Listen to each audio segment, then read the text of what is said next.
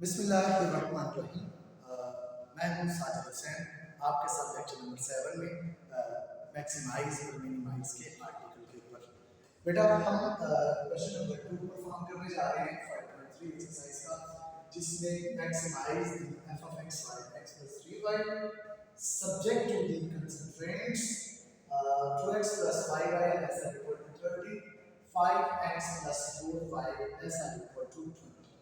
Whereas x greater than or equal to 0 and y greater than or equal to 0. तो बेटा सबसे पहले मैं आपको ये बता दूं कि x greater than or equal to 0 का मतलब है positive, y greater than or equal to 0 का मतलब है पॉजिटिव। तो x भी पॉजिटिव फर्स्ट और y भी पॉजिटिव। इसका मतलब जब हम ये ग्राफ बनाते हैं तो x पॉजिटिव है, x पॉजिटिव होता है यहाँ से पूरे इस लाइन पर। तो इट मींस के हमें कौन सा एरिया चाहिए, ये वाला राइट साइड वाला फर्स्ट वाला और फोर्थ वाला क्वाड्रेंट। इसका मतलब है x ग्रेटर देन और इक्वल टू 0। उसके बाद जब ये बात कह देता है कि y ग्रेटर देन और इक्वल टू 0, तो इसका मतलब है कि y एक्सिस ऊपर भी जाने के लिए पॉजिटिव होता है और नेगेटिव होता है, तो अपर दी x एक्सिस ये इस बात को शो कर रहा है y ग्रेटर देन और इक्वल टू 0 को शो कर रहा है। तो बेटा आप ये देखिए इन दोनों कंडीशंस का कंबाइंड जो ग्राफ है वो यहाँ फर्स्ट क्वाड्रेंट में नजर आ रहा है। तो सो हम क्या करते हैं, हम बाकी दोनों को खत्म कर देते हैं जिससे दोनों का कंबाइंड ग्राफ नहीं पाया जाता। तो इसके रिजल्टेंट जो होते हैं जब x भी पॉजिटिव है और y भी पॉजिटिव है तो हमारे पास फर्स्ट क्वाड्रेंट आता है। तो हम जहां भी x ग्रेटर देन और इक्वल टू 0 हुआ, y ग्रेटर देन और इक्वल टू 0 हुआ, उसका मतलब ये होगा कि हमारा जो फिजिबल रीजन आएगा वो सिर्फ किस क्वाड्रेंट में आएगा, फर्स्ट क्वाड्रेंट में आएगा। तो इसे हम अपनी आसानी के लिए बना लेंगे। अच्छा बाकी हम चलते हैं क्वेश्चन नंबर ये जो इनइक्वालिटी ए है और इनइक्वालिटी बी है इसको परफॉर्म करने के लिए।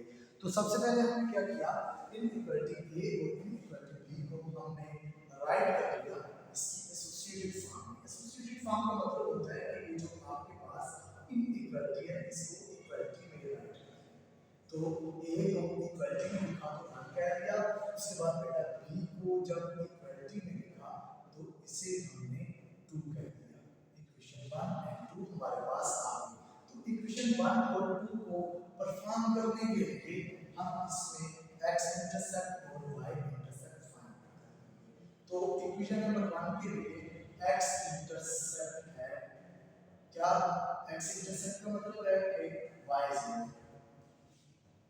जब इक्वेशन नंबर 1 का x इंटरसेप्ट फाइंड करेंगे तो इसमें क्या कर देंगे, y की जगह पे 0 पुट कर देंगे। तो y की जगह पे हमने 0 पुट कर दिया तो 5 into 0 0 आ गया। ये बेटा 2x is equal to 30 है, 2x के साथ मल्टीप्लाई हो रहा है तो राइट हैंड साइड पे जाके डिवाइड हो जाएगा। तो x की वैल्यू क्या हमने 15, मतलब ये पॉइंट a हमें क्या मिला है, हमें मिला है x 15 का जब y 0 है। तो अब इस 15 वाले इस a वाले पॉइंट को हम अपने x एक्सिस और y एक्सिस पे शो करते हैं। x की वैल्यू 15 है, y की वैल्यू 0 है। x की वैल्यू 15, y की वैल्यू 0 है। तो x की 15 क्या है, 1 2 3 4 5 6 7 8 9 10 11 12 13 14 और 15। तो ये हमारे पास पॉइंट ए आ गया। उसके बाद बेटा हम क्या करने लगे, हम इसका y इंटरसेप्ट फाइंड करेंगे। बेटा जी y इंटरसेप्ट क्या होता है, जिसमें x 0। तो इस इक्वेशन नंबर 1 में हम x की जगह 0 कर देते हैं। तो x की जगह 0 आ गया plus 5 y is equal to 30। तो 2 into 0 0 आ गया, 5 y is equal to 30। y is equal to 30 by 5 multiply हो रहा था यहाँ पे जाके डिवाइड हो जाएगा। तो 5 6 are 30 तो y is equal to 6 आ गया। तो बेटा y 6 कब आया, जब हमारे पास x की वैल्यू 0 थी। तो ये d पॉइंट को जब हम मेंशन करते हैं 0 वाओ 6, तो y की वैल्यू +6 है, 1 2 3 4 5 6। तो ये पॉइंट B हमारे पास आ गया। अब बेटा इस पॉइंट B को हम क्या करते हैं, पॉइंट A के साथ मिला देते हैं। तो पॉइंट B को हमने पॉइंट A के साथ मिला दिया, ये हमारे पास लाइन A का ग्राफ। अब बेटा इक्वेशन नंबर 2 पे चले जाते हैं। इसका x इंटरसेप्ट क्या है? x इंटरसेप्ट के लिए क्या करते हैं, y को 0 कर देते हैं। जब हमने y को 0 किया तो जहां पे y है वहां 0 लिखेंगे। 5x plus 0 is equal to 20, 5x is equal to 20 और x is equal to 20 by 5। 5 multiply हो रहा था, यहाँ पे जाके डिवाइड हो जाएगा, तो 5 4 are 20। a और b के बाद हम c पॉइंट लिख लेंगे। बेटा c पॉइंट में x की वैल्यू 4 आएगा जब हमने y 0 किया, तो इसको साथ ही मेंशन कर लेते हैं। 4 4 0 1 2 3 4, तो ये हमारे पास c पॉइंट आ। उसके बाद इसका y इंटरसेप्ट बेटा y इंटरसेप्ट है जिसमें हम x 0 करते हैं, उसको y इंटरसेप्ट कहते हैं। तो अपने इक्वेशन नंबर 2 के अंदर हमने जहां पे x था वहां पे 0 पुट कर दिया, तो 4y is equal to 20, 5 is equal to 0, 4y is equal to 20, y is equal to 20 by 4, 4 5s are 20। तो बेटा y की वैल्यू हमारे पास आ गई 5 का x 0 कर दिया। तो पॉइंट D को भी हम शो करवाते हैं, x 0 है तो y कितना है 5, 1 2 3 4 5, तो ये पॉइंट हमारे पास D आ गया। अब बेटा इस D पॉइंट को हम C पॉइंट के साथ मिलाएंगे, D पॉइंट को C पॉइंट के साथ मिलाएंगे। तो आप ये देखते हैं कि C और D को जब मिलाया तो इस लाइन को हम ले गए, तो वो लाइन जो हमने B ड्रा किया बेटा A लाइन के साथ सेकंड क्वाड्रेंट में इंटरसेक्ट कर रही है, क्योंकि हमारा जो स्विशर रीजन है वो तो सिर्फ फर्स्ट क्वाड्रेंट है, सेकंड क्वाड्रेंट थर्ड फोर्थ हमारा फिजिबल रीजन के अंदर नहीं है। फिजिबल रीजन सिर्फ फर्स्ट क्वाड्रेंट में बनेगा, ठीक है। तो ये इंटरसेक्शन जो इनका पॉइंट ऑफ इंटरसेक्शन है इसकी हमें जरूरत नहीं है, ये हमारा सॉल्यूशन नहीं है। तो अभी तक ये चार पॉइंट्स में नजर आ रहे हैं, ये भी हमारे सॉल्यूशन का हिस्सा होंगे। लेकिन अभी तक ये मेंशन नहीं हुआ कि आया कि ये वाला हिस्सा है हमारे सॉल्यूशन में, ये वाला हिस्सा है, ये ऊपर वाला सारा हिस्सा है हमारे सॉल्यूशन का। तो इस बात को चेक करने के लिए क्या करना है, इनइक्वालिटी a के अंदर भी और इनइक्वालिटी b के अंदर भी एक ही टाइम में x भी 0 पुट करते हैं और y भी 0 पुट करते हैं। तो चलते हैं इनइक्वालिटी a में x 0 पुट करते हैं, तो x की जगह 0 और उसके साथ y भी 0 पुट करते हैं। 5 * 0 लेस इक्वल टू 30। तो बेटा 2 * 0 0, 5 * 0 0 आ जाएगा। तो 0 + 0 0 लेस इक्वल टू 30, तो दिस इज ट्रू। तो बेटा ये स्टेटमेंट 2 आ गया। जब स्टेटमेंट 2 आई है इसकी a की, तो इसका मतलब है कि a का जो शैडो है वो ओरिजिन की तरफ आएगा।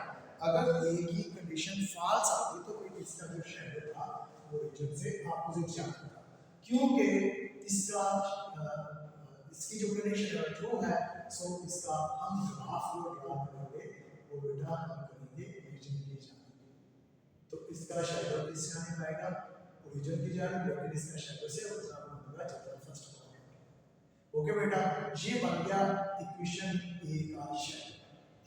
उसके बाद लाइन बी का शैडो देखने के लिए इनइक्वालिटी बी के अंदर ए की टाइम में हमने x की 0 पुट कर दिया, y भी 0 पुट कर दिया। तो x की जगह पे इनइक्वालिटी बी में हम क्या कर रहे हैं 0 पुट कर रहे हैं, उसके बाद बेटा y की जगह पे 0 पुट कर रहे हैं, लेस इक्वल टू 20 है। तो 5 * 0 0, 4 * 0 0 लेस इक्वल टू 20। तो 0 लेस इक्वल टू 20 का मतलब है कि ये भी कंडीशन हमारे पास ट्रू है। बेटा इसका जो शैडो बनेगा, इसका शैडो भी ओरिजिन की तरफ आएगा। जब इसका भी शैडो ओरिजिन की तरफ आएगा लाइन बी का, इट मींस कि हमारा जो ग्राफ है या फिजिकल रीजन है फाइनल ये सी डी और ओरिजिन वाली लाइन सी डी और ओरिजिन वाली लाइन ये हमारा फाइनलाइज जो सॉल्यूशन रीजन है ये जो इसी ये हमारे पास सॉल्यूशन रीजन है सी डी ओ। तो इससे हमारे पास जो कार्बन पॉइंट्स आए हैं वो पॉइंट सी आया है सी पॉइंट है उसके कोऑर्डिनेट्स हैं 4 और 0 और डी के कोऑर्डिनेट्स हैं 0 और 5। नेक्स्ट हमारे पास ओरिजिन आपको पता है 0 तो ये बेटा ये तीन हमारे कार्बन पॉइंट्स हैं। इन तीनों कार्बन पॉइंट्स को हम क्या करेंगे अपने सब्जेक्ट फंक्शन के अंदर पुट करेंगे। तो इनको अपने सब्जेक्ट फंक्शन में इस तरीके से पुट करते हैं। अपना सब्जेक्ट फंक्शन है f of x y is equal to x plus 3y। बेटा सबसे पहले फॉर ओरिजिन में 0 0 आता है x की जगह भी 0 आ गया y की जगह भी 0 आ गया। तो x में जहां पे x है वहां 0 पुट कर दिया जहां पे y वहां भी 0 पुट कर दिया तो आंसर 0 आ गया। इसी तरह से बेटा हम पुट करेंगे पॉइंट c में क्या है x की जगह पे 4 है और बेटा y की जगह पे 0 है। तो x की जगह पे 4 आ जाएगा y की जगह पे 0 आ जाएगा तो 4 plus 0 is equal to 4। Next हमारे पास पॉइंट कॉर्नर जो है वो d है d के कोऑर्डिनेट्स है 0 4 5।